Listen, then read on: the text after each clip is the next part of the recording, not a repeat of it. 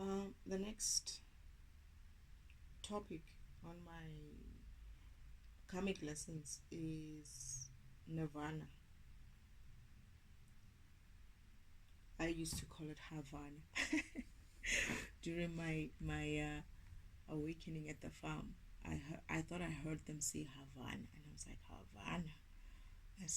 Then they said Nirvana, and I was like Nirvana, Havana. So I wasn't really sure for a very long time until I had access to internet, and I was able to go in and check what is Havana, and then I understood what Havana is, like a capital city of Cuba or something like that.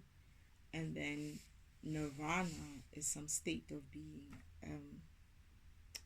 like a, yeah, some spiritual state of being or whatever they want to call it. I forgot what they said. When it comes to definitions, right? I must say this: I hate definitions because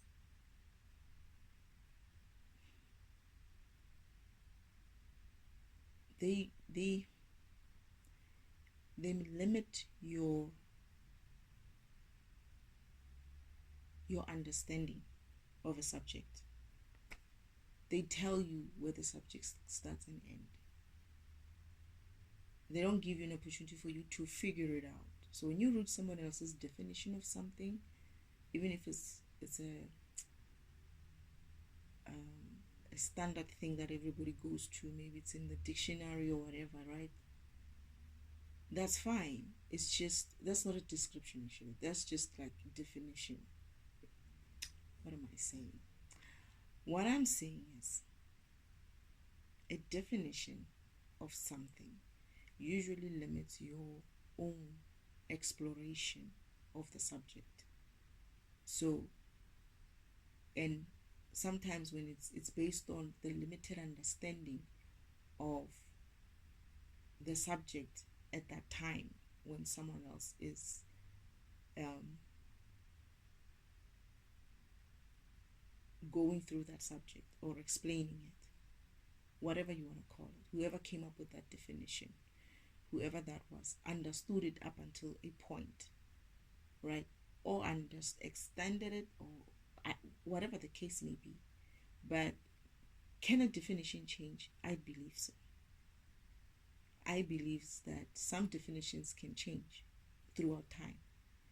And this is one of the reasons why I hardly like to go to find out on the internet what something is. It's different from finding out what a word means. I'm just talking about concepts in this instance of when there's a concept and you have to define what that concept means. And in my case, because I can go into spirit and understand what the spirit defines it as or tells me what they want me to tell or want me to understand it, right? And I feel like this is where it's not just about understanding something, it's about understanding it as well.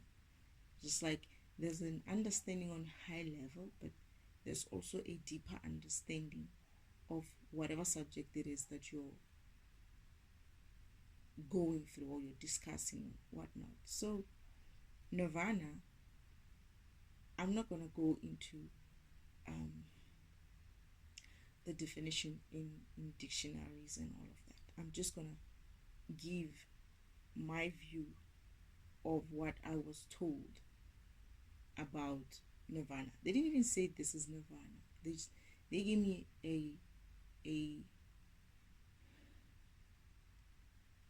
a lesson about something, and then after the fact they said it's called Nirvana. So in my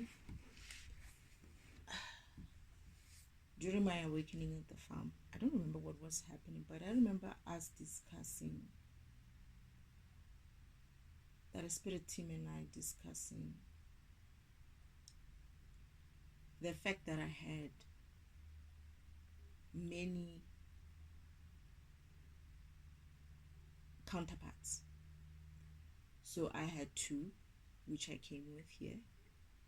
Then I was gonna meet three on Earth, and therefore we were five, making all of us as five, making up what is called universal law.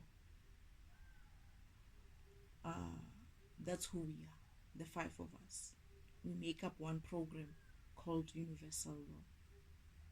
So in the physical, there's a discussion about the types of relationships on earth that are seemed acceptable or are deemed acceptable. It used to be just between a man and a woman, one man, one woman, or it would be one man, many women, which is what? Polygamy. And then recently South Africa passed a law called for polyamory, where it's one woman, many men. And then there's also a male to male relationship and a female to female relationship. And I don't think there's any more of that. So me coming with five counterparts. No, is it five counterparts? Am I the sixth? Yes, me coming with the five counterparts and I'm the sixth, meaning this relationship has six people in it. And we all had to reach a Nirvana state, right? And how did we reach that Nirvana state? I can't believe I'm discussing this, but this is a vision that I see. This is a vision that I have. I don't know if that has already happened or it's something that's going to happen, but we had to be having sex, and when we're having sex, we would all be so sexually heightened to the point where we would reach a Nirvana state. And when we did that, we ended up, all of us, in heaven. And how do I find out? I didn't see the sex part, by the way. All I saw was I woke up on some cloud, right, somewhere up in the air, and it's this place, it's beautiful, and I'm like, where am I, right? And soon after I got up, someone else gets up right next to me, and I'm like, okay, I know this person. Someone else also gets up. Okay, so they're all asking, where are we? Where's this place? And we are all like, all the other ones are getting up, right? And father starts approaching us, and I'm like, I see him, and I'm like, what is this, Father? What's this place? And it's like, you made it. You guys found Nirvana. You found this place, and he's like, you guys found Nirvana. But then now I'm starting to count the number of people who just got up here, and it's like 1, 2, 3, 4. I've counted, I think, about 6. Wait. What's going on here? And then the vision goes over. Oh no, we actually move into this place which has what people would call these golden gates or silverish gates. I don't remember, but they were shiny gates. And as we opened there, he said, you can stay here for as long as you want, but be careful not to stay too long, because your bodies are still on earth. That's the vision I had a long time ago, before the subject is being discussed in my awakening. So this is where they bring up other beings who wanted the subject to be addressed on earth. So it's mother and father, and then I sense some other gods and goddesses who are happy to discuss this subject with me. And we go through the subject of multiple partners and the state of reaching Nirvana, I mean. So I think that is going to be like or maybe I could still discuss it in this. What they were telling me basically is that there is no formula for relationships. There is no number or limit for your number of people that can be in a relationship. It all depends on what your program is and what your purpose is and what your mission is. For instance, like I said, me and my counterparts come in together to create universal law. The six of us, we create the universal law. One person, antivirus, is like a cop. The other person, debugger, is like the investigator. The other three, that is storage, is the person we need to access the files for each and every program. Recycle bin is the person we need to recycle the energies that would be put in his recycle bin, so that storage is well maintained. And he's as important as storage because he's also a form of storage, and he's a twin flame to storage. They are one man in two form, but split by God because he needed to split the garbage from, the good working programs. Then we have also troubleshooter, who's also there to help us troubleshoot the system and its components. And in the middle of everything, you have me, defragmentation. Me, I need all of them to do their jobs in order for me to be able to run efficiently. I am more like your justice system. The cops, the investigator, the databases, or the databases where the records are for each program, or where we all, me, antivirus, debugger, troubleshooter, access the other programs, right?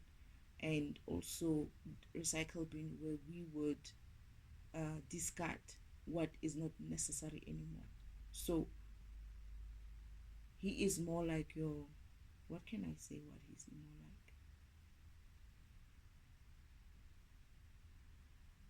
like?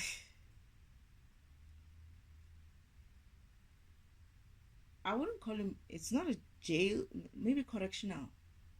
We call it correctional services. That would be your recycle bin, right? Recycling that energy back into the system. So he would be correcting and recycling the energy back. Would it be that? Not really. But he's recycling. I mean, you know what recycling is. Reusing that energy for the system, for the good of the system. Getting rid of those files to reuse the energy, the space that will be left after recycling that file or program or whatever back into the system so that it runs efficiently. So all of us are necessary for universal law. All of us, right? I'm the justice part of it. Hence, I'm karma. I'm the one who would put things back into where they need to be, like serve justice, so to speak, as I run. Antivirus will need to go and catch the viruses. Debugger will also need to go and catch the bugs. And we work together. And my job is made easier when all these other programs run efficiently. Else, I run my job becomes a little bit harder and takes longer if all of them are not working. All I need is, I need all of them, right? But having even one of them working is best, is better than nothing. So if troubleshooter is working and it's just me and troubleshooter working, great. Troubleshooter is able to at least solve system and component issues. System component issues, right? And let's say debugger is up and running and is doing his part.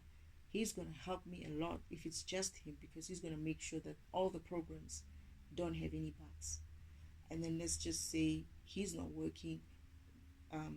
What's his name? The troubleshooter is also not working. You're going to have antivirus at least relieving the system of viruses, right? And you're going to have storage as well, not having virus type of issues and all those kinds of things. Therefore, even recycle bin will be healthier for it. That is, will not have too many things in there. This is the reason why you cannot have a limit as for you cannot say to God, this is the limit. You shouldn't have more than one husband, like I would have.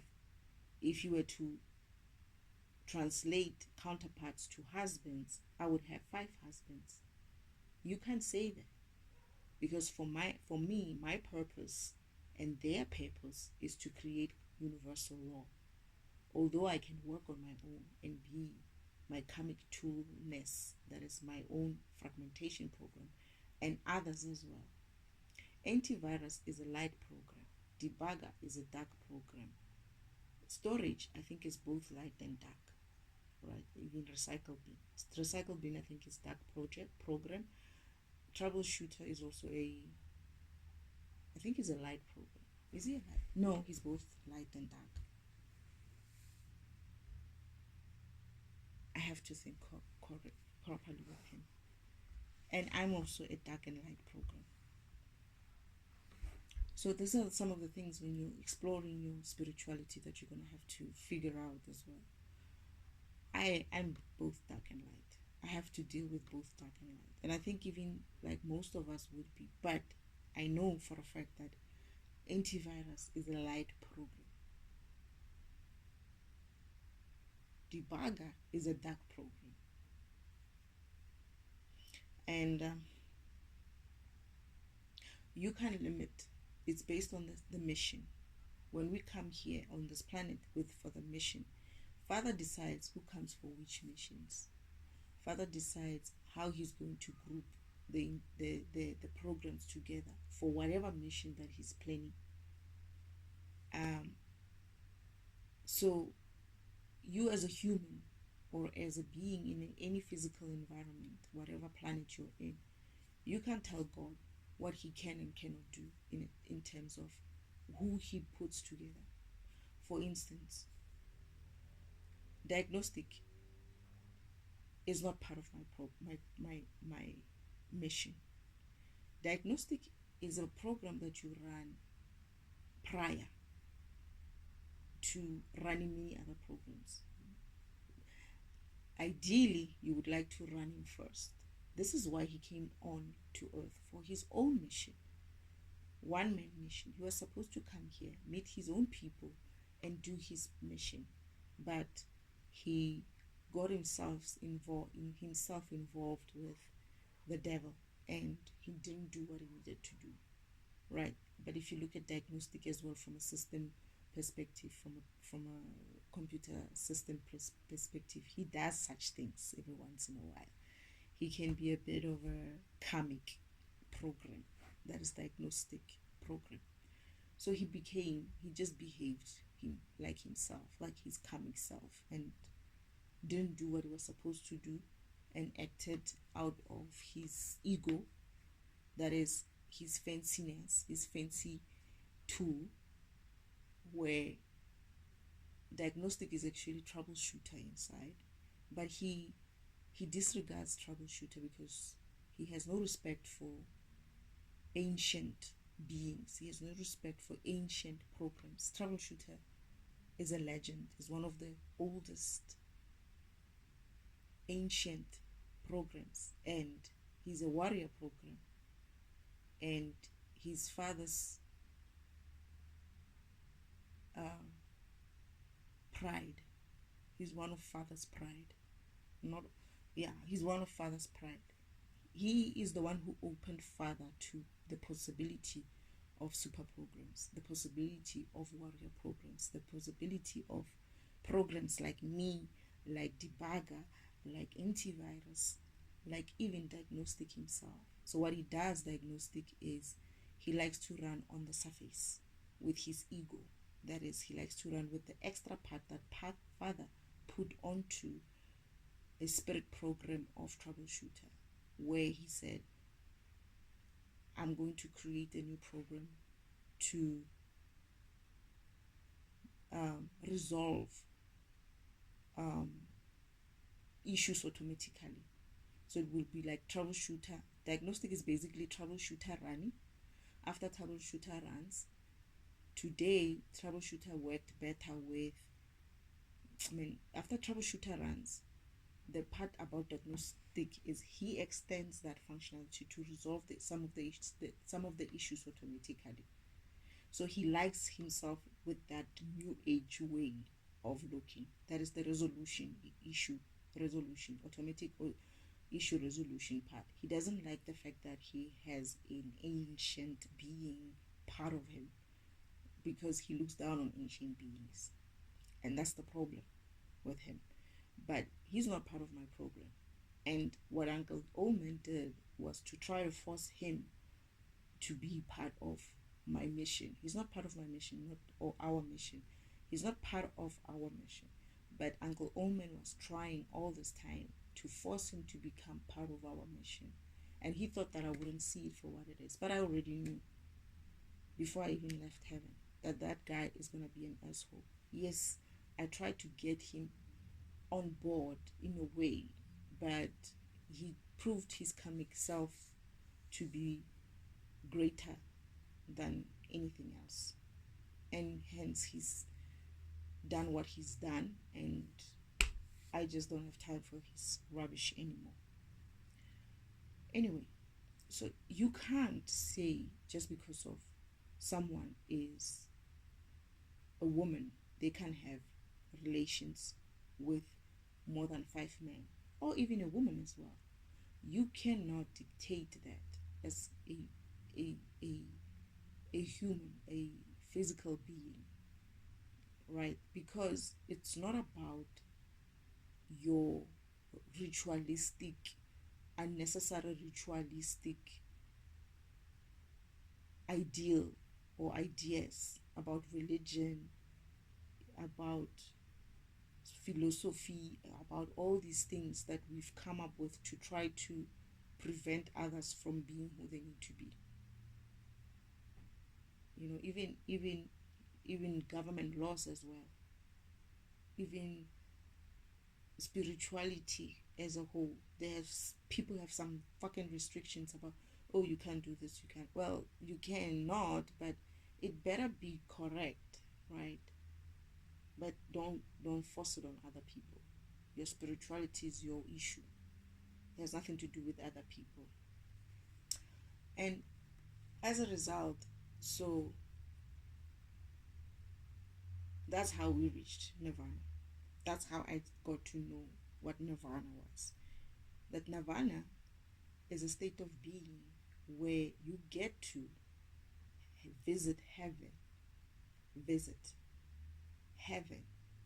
a level of heaven, not heaven, but a level of heaven, a level of the spiritual world, heaven, in order for you to be in that blissful mode. How you get there is when you are in true surrendered bliss. You will feel Nirvana. You will be in state of Nirvana. And how you get there is through sexual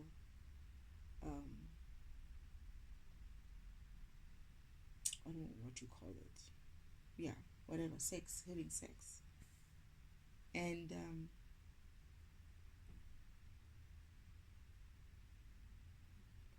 this is how why Uncle Oldman had to fuck up Eden, the Garden of Eden, for Adam and Eve. When he made them have sex, he wanted it to be difficult for them to visit Nirvana.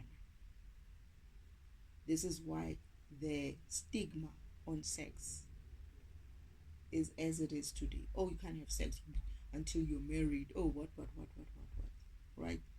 The stigma and the uh,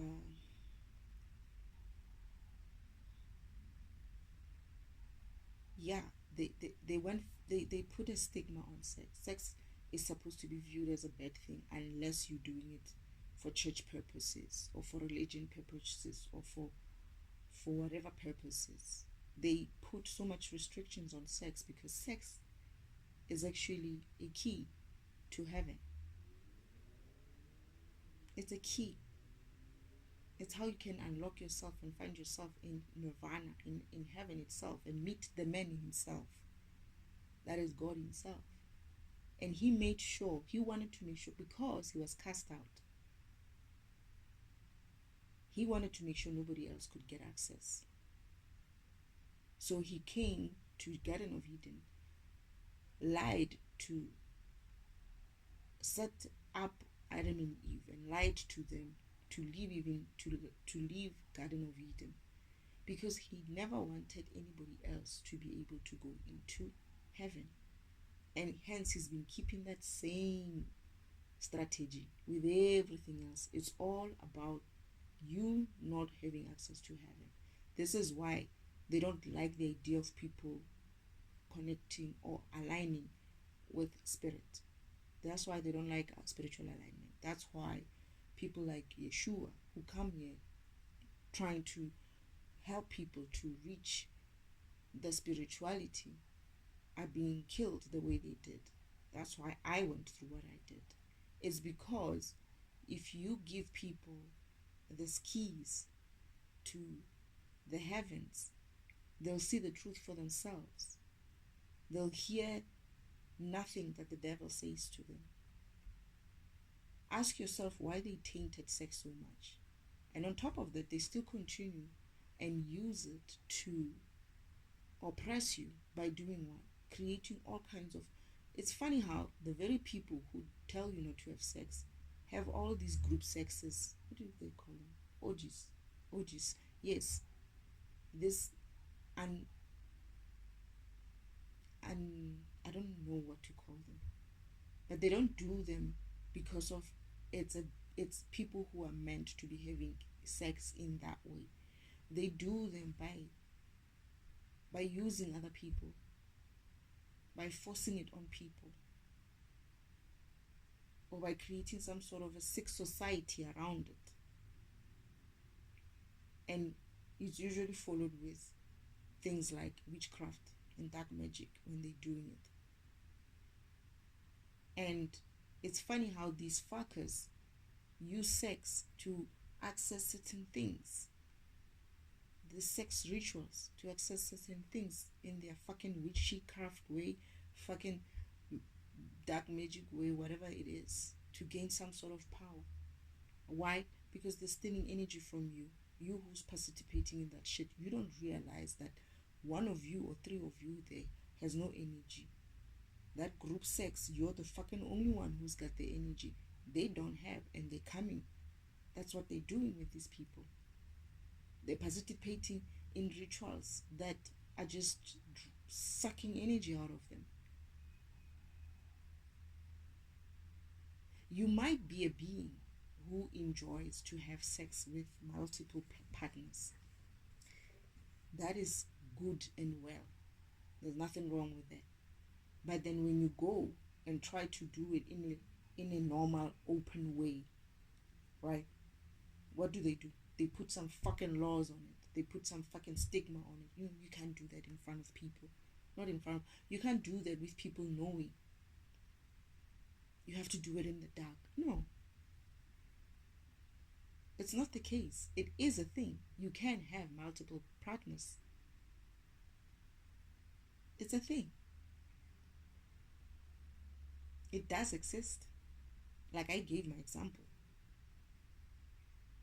But it's funny. So if you're that kind of being, you probably are set up. If you found your spirituality, if you realize what program you are, and you found your counterpart or your soulmates and whoever it is that you need to find out, you fucking realize that I came for a mission and I was paired with so and so and so and so, and I left them there behind because he was a male and I'm a male. I didn't want to link up with a male because I didn't want to be seen as a gay person. But I was wondering, how can I have feelings for him and then he have feelings for her and then have feelings for him too, only to find that you actually have that kind of setup for your mission.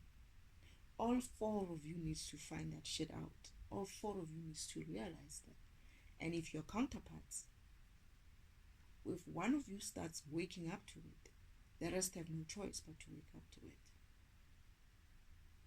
And maybe some are going to have like an issue with it. Maybe they'll be deeply rooted in religion or whatever belief system they're in.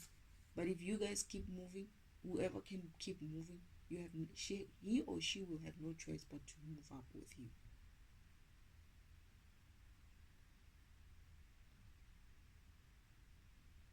So that is actually the thing about Nirvana. Nirvana was a state of being where you were supposed to be, as a being, as a physical being, you're supposed to be able to enter heaven. You're supposed to be able to enter heaven when you want to. You were supposed to be able to enter the spiritual world like that if you wanted to. So you can regenerate, so that you can put your spirit in a regenerative place. You can have peace, you can heal, and then come back. And sex was supposed to help you heal. But what have they done with sex? They make sure that sex is something that is not enjoyable by people, or people have some sort of a guilty conscience towards it, or feel, what's the word, man? There's this word that's missing that I don't remember it, and they keep tapping on my head whenever I think of it.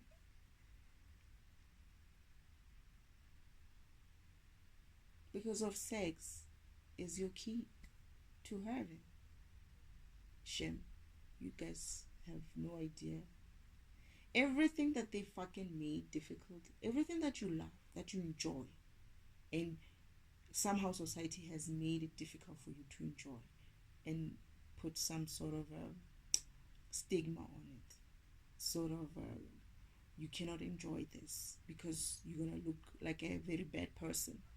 You could be a dark energy, you could be a light energy, that doesn't matter. Anything that society is, it is a fucking lie, most probably. It's a way of controlling you. It's a way for you to not get to your good self, your spiritual self, your peace. Imagine if you could enter heaven in that state, enter heaven and experience that state spiritually. A state of being where there's bliss, like pure bliss just running through you. You will be a well-running program. Every now and then you're like, you know what, I'm stressed, I'm so stressed, I can't even see forward. You know, your partners would be like, okay, let's do this for you, and get you. You don't have to get into Havana with them. You can get into Havana yourself. They can get you to get into Havana, just you. But it's nice when it's all of you. And you all heal when you're there. You heal, your spirit heals because of you disconnected. Your spirit is in spirit form. It's getting healing in that environment. It's getting peace, bliss, harmony. You're healing. When you come back into that physical body, you are a well-being. You are a well. Is that where the word comes from? You're well. You are a well-being, or you're a being who's well. I think that's where the word comes from. Well-being, whatever. Your beingness is well. Both your being and your physical will be well, because your spirit, once you fix your spirit, if you fix your spirit, when you get back into that body, it's going to heal. It's going to heal whatever ailment you have, and that's the reason why you're supposed to be able to enter heaven. Heaven is not closed for people. No. Uncle Omen took away the fucking keys in the Garden of Eden by making Adam and Eve feel put them in a state where they will feel like they've done something wrong. Sex is wrong and whatever. Sex is not wrong. They were supposed to wait for God. God said to them, wait a minute, I'm coming back. Don't do anything. Eat anything else but except for that one. I'm back now. What did they do? Uncle Omen had created some fires on the other end so that father can go and run and see what's going on. At the same time, he comes into the Garden of Eden. He dupes these two, or dupes Eve, right? Eve doesn't know anything, shame, poor thing, does what he does what she does, goes on and has sex with the snake. After having sex with the snakes, Adam comes and joins them. That shit right there. There were three. Why don't people, fucking religious people, ask the fact that these fuckers were three there and one of them is a fucking snake having sex? Why? They're fucking telling you about a fucking apple. It's not an apple. It's sex, man. Shit. It's sex. They had sex. And then they had to feel this world is running away from me. But anyway, like they were dirty or something. And hence, that stigma has been running through up until this point. Today, you don't have to wait for any date. Try it today. The thing is, to reach that stage, you need to be with someone who's good.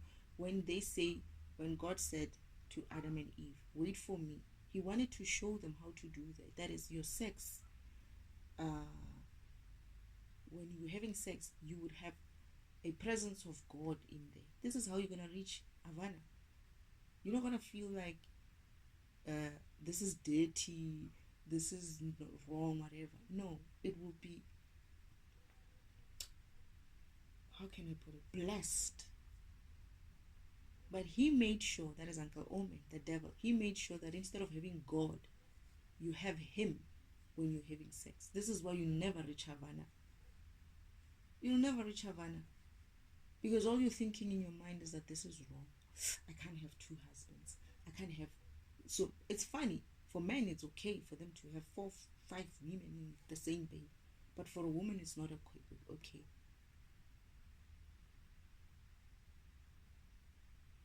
For a woman, it's not okay. It's okay for men to have another man in the bed, but it's not good for a woman. There's still a lot of stigma towards women who are together. Lesbians. There's still some weird shit that even the gay people would say shit like that about women, because this oppressive state of women is coming from where?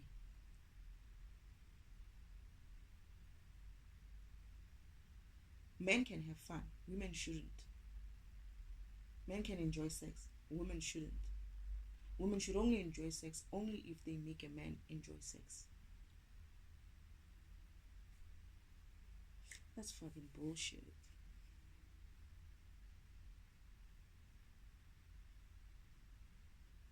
But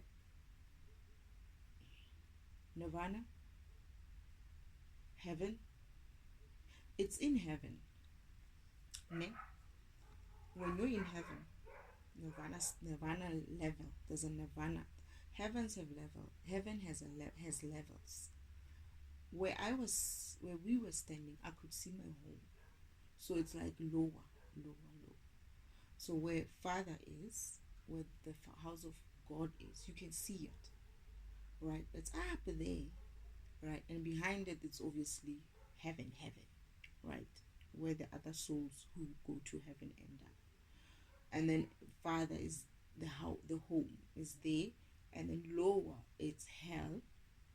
Yeah, hell is in bloody spiritual world. Heaven, hell itself, it's just done in a warehouse, taken care of in a warehouse to make the place darker for individuals who can't yet enter heaven. They have to be managed in a darker space because they have no no vibration enough to vibrate higher to handle the light in heaven. So they are kept in the dark until they can start vibrating higher and they're able to leave and go to heaven, you know, or join the sacred timeline again to continue playing the game. Maybe end up in divinity. You can do that. Just because of you're a bad person, you're a dark person, whatever you did, doesn't mean you can't get out of that state. Remember your program. Start playing the game of spirituality and reach your divinity. They must never ever tell you that, oh, you're going to end up in hell. It doesn't matter. You can still leave from hell and go and become a god after that. That is a go. Leave from hell. Run the sacred timeline game. Ascend through the sacred timeline ladder. Ascend your spirit to a point where you end up in the divine end of the sacred timeline track. You can do that. You know what? You don't have to sit in hell forever. You just have to learn to vibrate higher, which is one of the topics that I need to attack today, because I saw some bullshit about vibration, high vibration, yesterday. But anyway, and then after the level of hell, so it's Father's home, behind it it's heaven, and it's hell. Okay, it's a sacred timeline track after below that level, it's sacred timeline track. Below that sacred timeline track, it's hell sacred timeline track. On that same hell sacred timeline track, there's that warehouse of called hell, and then after that there's a level lower where it still have heaven, but it's called Nirvana level, where you can access there. Father will come and meet you there. You can reach Nirvana in that way, by sex. It's a beautiful place. It's a very beautiful place. Not many reach it. And when people tell you they have reached Nirvana, you should believe them. There is such a place. But not all of them. Some of them just call it like bliss. No, you will actually end up in heaven. I was in heaven again, back home, because I could see it. Like, is this home? Where am I? And then I'm looking at this building there, and I'm like, I feel like I know that place. But when Father approaches us, I was like, oh, that's Father. Father's like, congratulations, you guys have found this place. He's green, and I'm like, what's this place? And he's like, it's Nirvana.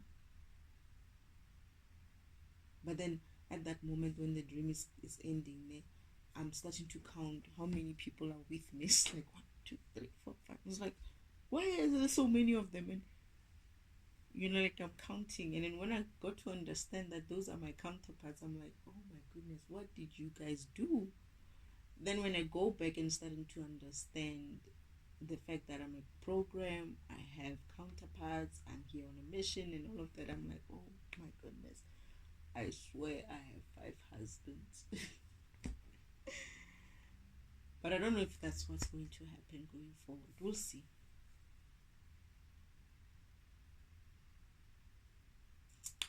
Yeah, Nirvana.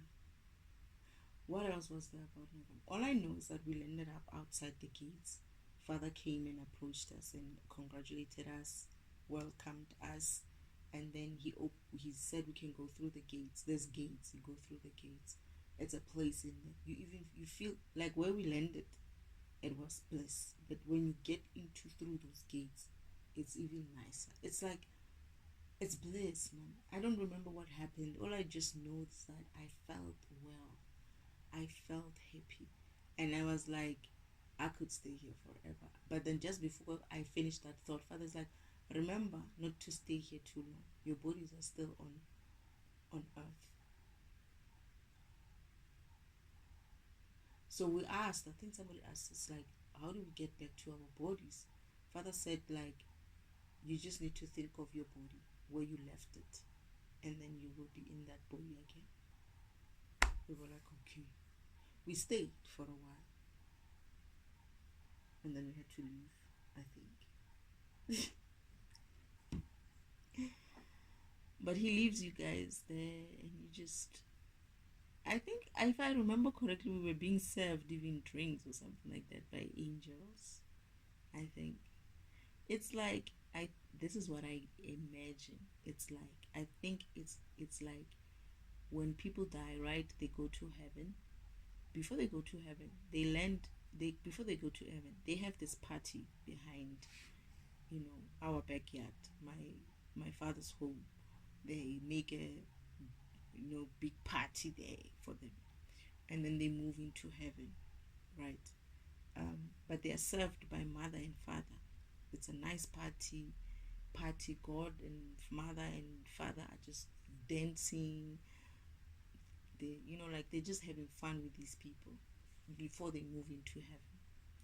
Um, there, you're being served. You're being served and catered for by angels. I think, if I remember that vision properly. But it's like that. Nothing fancy, nothing whatever. But it's nice. You feel well. I promise you, you wanna visit there. Plus, you're gonna enjoy sex, right? You might just as well end up in heaven for it. Yeah. So what? Why not? You can even do it today. If you leave, it's like when we were discussing it. I think this is one of the things that I wrote, the subject that I wrote in my journal. It's like you need to be in a state where you let go. You let go and let God. You allow yourself to not have anything that is prohibiting you from accepting and receiving that bliss, that joy, that sexual heightened feeling. You just let go. You let that body go. When you let that body go, your spirit leaves. You just have to let that release your body. Just leave your body and go somewhere else after, when you're having sex.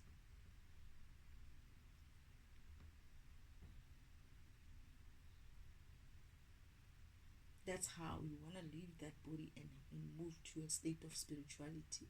Not for spirit, and be in heaven and come back when you're done having your rest, your peace, your sleep.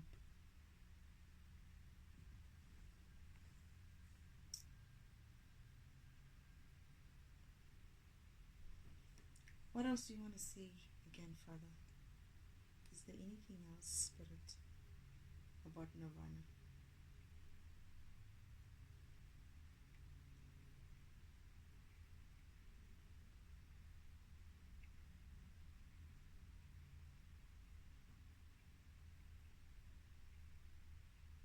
I'm getting that people need to release this karmic devilish way of thinking about sex, and just do it and just have fun with it, and not use each other for sex like that, because one of you, it's like both of you needs to be in a balanced state.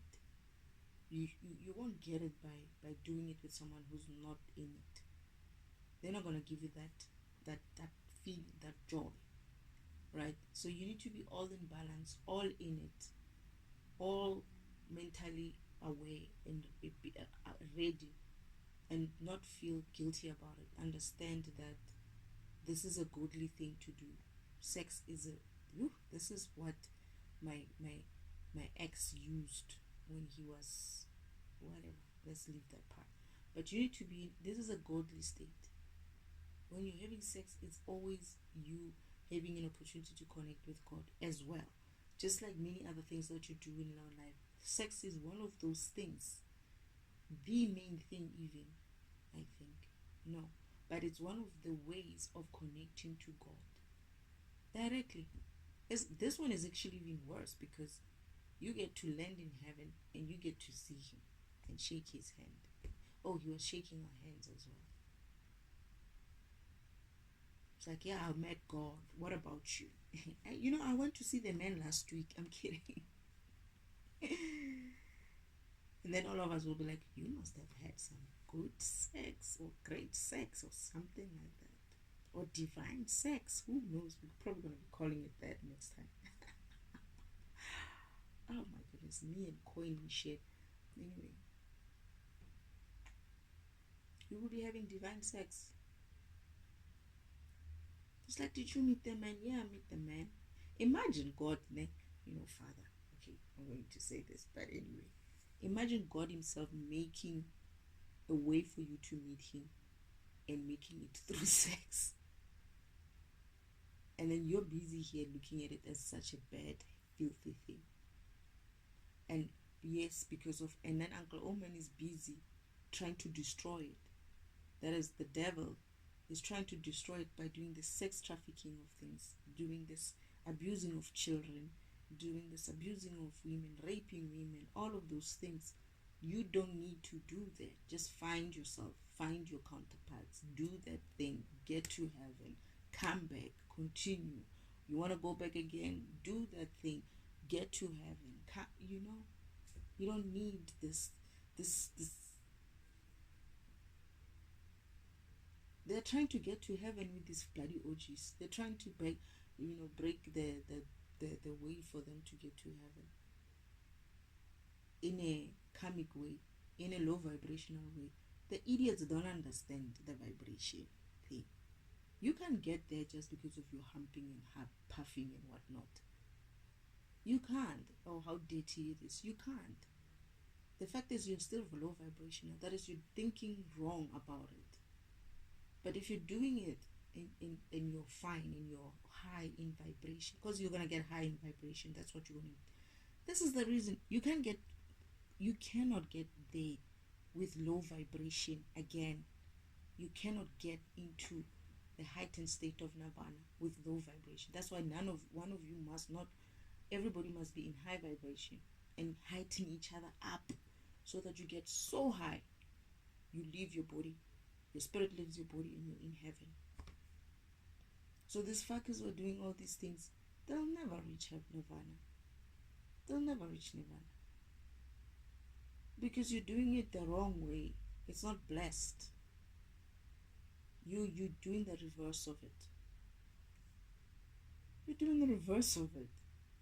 What do you expect? To get there because you're thinking, yeah, I'm busy screwing these people. I'm getting their energy. And I'm having all this sex. I feel like I'm powerful. That's all you're gonna get. That 10 seconds joy. That's it. No bliss for you. Just the idea that you think you did something great by screwing other people. That's all you're gonna get. That's all you're gonna get. For instance, Uncle Omen, the devil himself, he can get to heaven if he wanted to. But he knows that he can't. You know why? Because he's low vibrational. Because in order for him to do that, he has to give up his soul. He has to give up that low vibrational state of being and become high. Meaning he's going to have to work, do the work. He's going to have to accept who he is. And when he gets with someone, he needs to be in a high vibrational state. He knows that being in a high vibrational state, he loses the game. This game that he's playing. Those runarounds that he's doing. He knows that. And all he is doing is pride and ego. His ego is too far up his ass. It's so far. It's up his ass, up until his brain. That's what his ego is. He knows. And that's the problem. You can't get there when you're low vibration, low vibrational, because that place is bright. Again, what are you going to do when you get there? You're going to get burned because you're coming in there with some sneaky way of doing things. There, it's the power of God is pure. It's there. It's like all of it. If you cannot handle that place with your vibration, don't try it. And this is why Nirvana, you'll only reach it with high vibration. You're not gonna reach it because you're doing all kinds of things. You're using all kinds of sex objects. No. You can reach high vibration for that state, for that moment, and you will enter.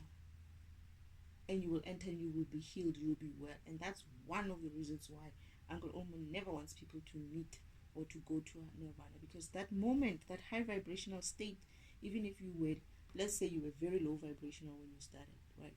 And you have sex and you get so high that you reach Nirvana, right? When you come back, you're healed. Forget about being a karmic person. Forget about low vibration. You'll be too well. You'll be like, yeah, well, forget about it. I'm good. You wouldn't want to leave that state. And then whenever you feel like you're low again, you could get there again, right? And as you do that, you're gonna become high eventually. You're gonna enjoy being so high in vibration that you wouldn't want to go back. Imagine why people do drugs. What's the reason for people do drugs continuously? Because they want to keep up that high.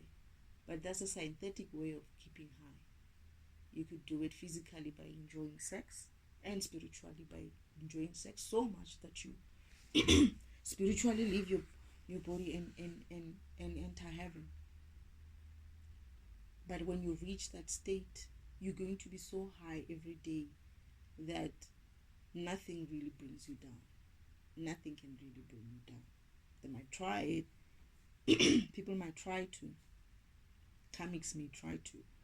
But you will know how to get right back on to high vibration. You won't keep yourself on low vibration for too long. Like they tried me this morning. And I was like, nope. This keeps me high vibration. What I do now, as much as I get so passionate as well and I cuss, but I'm still cussing on a high vibration. Yeah, it is a thing. So enjoy your sex. Invite God into your sexual life as well. Accept that you're not doing anything wrong. As long as you're not feeling like you're doing something wrong. When you feel wrong, when you feel like it's wrong, ask the universe, ask Father, ask God, why do I feel so bad? It means there's something in you. There's a blocking in you. Unblock that. Let them help you unblock that. And once you unblock that, you might not reach Havana immediately. Nirvana. You might not reach Nirvana immediately, but you will one day. And you just keep doing it, hey? It is just sex, but it's not really just sex. It's far much more than that. It's a key. It's a key to the heavens.